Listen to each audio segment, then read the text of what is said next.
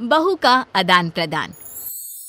अरे बहू तो बहू है, कोई वस्तु नहीं कि ठीक ना लगी तो बदल ले। अरे वो शर्मा जी की बहू, क्या कहने।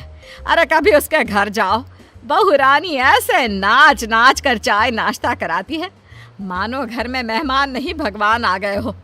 एक हमरी वाली है, ना मुंह में मुस्कान ना चेहरे पर चमक। अरे ठीक है ना भाग्यवान, हर दिन बहू को कोसती रहती हो। हर किसी की अपनी कोई ना कोई अच्छाई तो कोई बुराई होती है। अरे रहने दीजिए, इस लड़की के अंदर तो मुझे कोई खासियत नहीं दिखती। बाप ने ना एक कौड़ी का दहेज दिया और बेटी भी दी तो बिल्कुल अलग ही लेवल की। अरे वो शर्मा जी की। लेकिन ये क्या, सामने खड़ी होती हैं शर्माई। सुन ली बहन तुम्हारी सारी बात, लेकिन जो दिख रहा है ना वो है नहीं। कैसी बात कर रही हो शर्माई? अब तक तो तेरे घर मुझे चाय नाश्ता खाना सब मिल जाता, और देख तुझे तो कोई नमस्ते तक कहने नहीं आया ना। अब क्या बताएं? क्यों, क्या हो गया? बहू में बुराई निकल नहीं रही है क्या?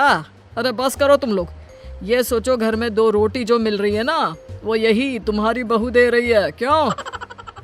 सास का गुस्सा ससुर को देखकर और सुनकर 7वें आसमान में पहुंच जाता है। देखो जी, वैसा तो शर्माई सामने है, बोल नहीं रही हूँ, लेकिन आंख देख लो मेरी, सब समझ में आ जाएगा कि क्या कहना चाहती हूँ। अरे रहने देना रमा, ये पति लोगों की मोटी चमड़ी होती है। पहले माँ के सगे होते हैं, फिर बहू के। अरे हम तो इन लोगों के घर बस घुइयां छिलने आए हैं। वहाँ शर्मा जी का भी यही हाल है, बहू ना हो गई यस बैंक का ATM हो गई है। तभी रमा देवी की बहू आ जाती है। नमस्ते आंटी, कैसी हैं आप? सीमा कैसी है आपकी बहू? आंटी चाय लेंगी? वाह, अरे शर्माई तुम्हारे तो भाग्य खुल गए जो इसने तुझसे 2 बात कर ली, वरना तो ऐसा लगे है कि हम पत्रकार हैं और ये मंत्री आइन, बिना बोले ही निकल जाती है। अरे ठीक है बहू, जा जाकर अदरक कूट कर चाय बना दे। हाँ, और हमें भी दे दिया 2 प्याली। बहू चली जाती है। चलो, हम लोगों का दुखड़ा तो अब जीवन भर का है।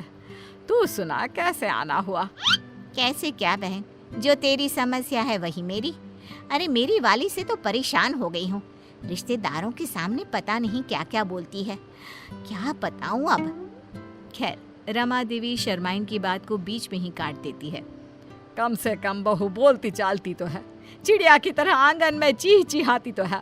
हमारी वाली की तरह तो नहीं ना, शुतुरमुर्ग की तरह गले में मुंह डालकर बैठी रहती है। क्यों? खैर खैर खैर, कौन है जिसे जो मिलता है उससे वो खुश होता है? नहीं ना कोई।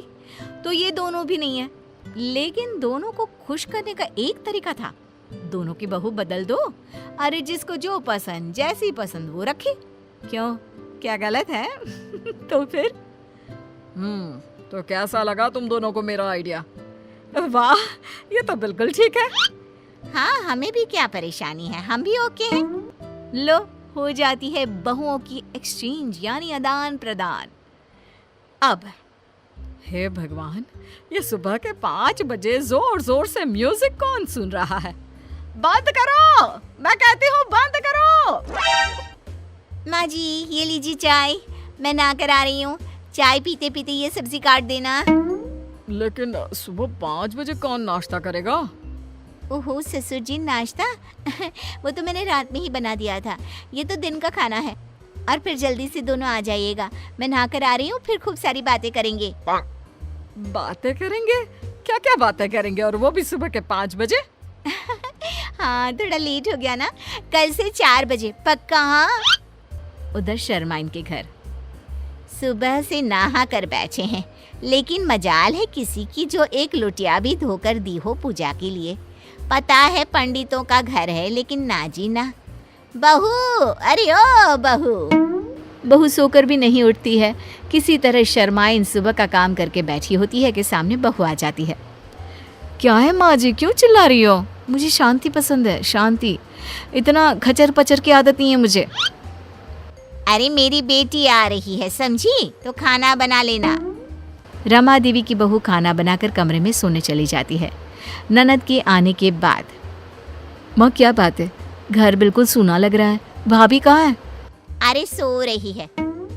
लेकिन भाभी तो मेरे आने से चहक चहक कर स्वागत किया करती थी ना।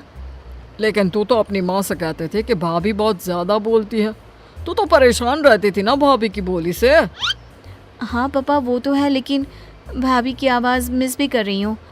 इतनी देर में तो भाभी न जाने कितनी बातें कर लेती। ये तो है, लेकिन अब सुकून है, कम से कम घर भर में शोर तो नहीं हो रहा। उधर रमा देवी, हे भगवान, आसपास के लोग आते जाते घर में झांकते जा रहे हैं कि कौन चिल्ला रहा है। मैं तो चली घर से बाहर, कम से कम कोई ये तो ना सोचे कि बहू को सास मार रही है। सच्ची हमारी बहू जैसी भी थी, कम से कम घर में शांति से तो रहते थे। अरे रहने दीजिए आप, कम से कम घर घर तो लग रहा है, नहीं तो वो वाली ने तो घर को लाइब्रेरी बना रखा था। रमा देवी की बड़बोली बहू। क्या बात है माँ जी, आप कुछ बोलती क्यों नहीं है? वो क्या है ना, आपके भाई आए थे, पता नहीं क्यों परेशान होकर चले गए।